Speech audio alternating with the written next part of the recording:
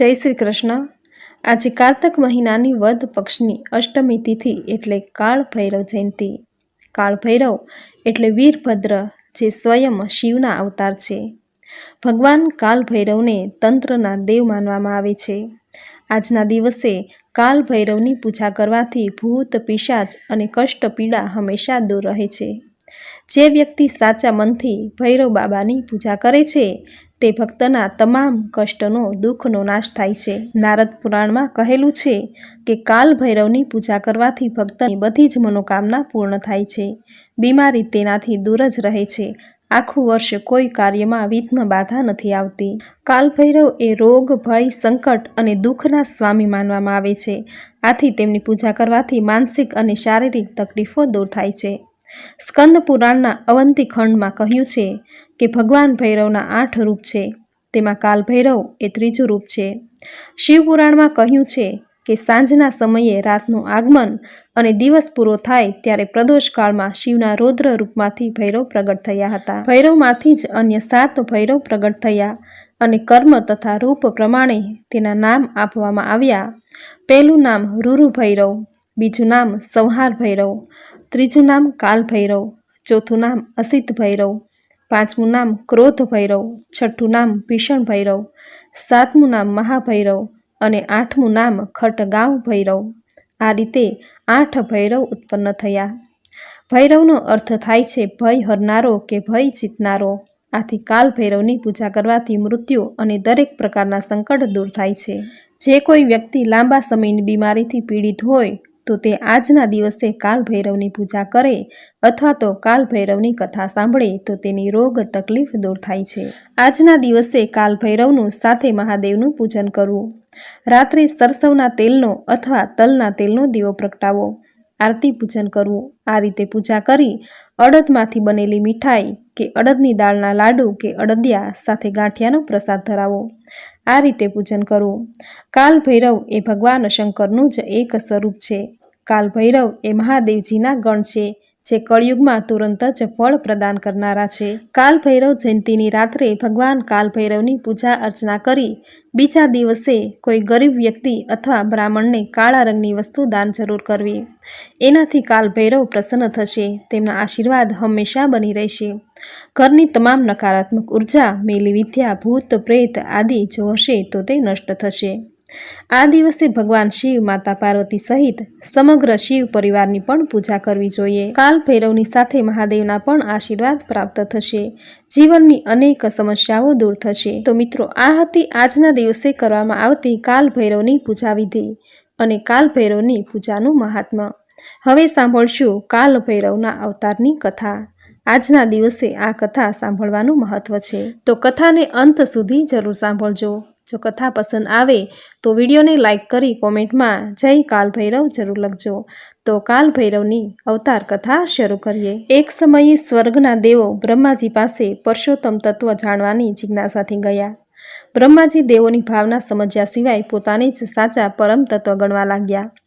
બ્રહ્માજીનું કહેવું સાંભળી ભગવાન વિષ્ણુએ કહ્યું, બ્રહ્મા, તમે આવું જૂઠાણું કેમ ચલાવી રહ્યા છો? કારણ કે સર્વ લોકોનો કર્તા તથા પરમ પુરુષ પરમાત્મા તો હું પોતે જ છું। તમે મારી જ આજ્ઞાથી આ સૃષ્ટિની રચના કરી છે। આમ બ્રહ્મા અને વિષ્ણુ વચ્ચે વિવાદ થયો અને આ માટેનું પ્રમાણ મેળવવા વેદોને પૂછ્યું તો વેદો કહેવા લાગ્યા, જેમના પ્રકાશથી આ જગત પ્રકાશિત છે તેવા ત્રિનેત્રધારી ભગવાન સદા શિવ જ સર્વોત્તમ અને પરમત તત્વ છે। એના શિવાદેવી તેમની શક્તિ છે।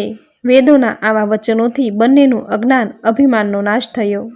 એ જ સમયે એક મહાજ્યોતિ તે બંનેની વચ્ચે પ્રગટ થઈ અને એક અદ્ભુત શિવાકાર દેખાયો।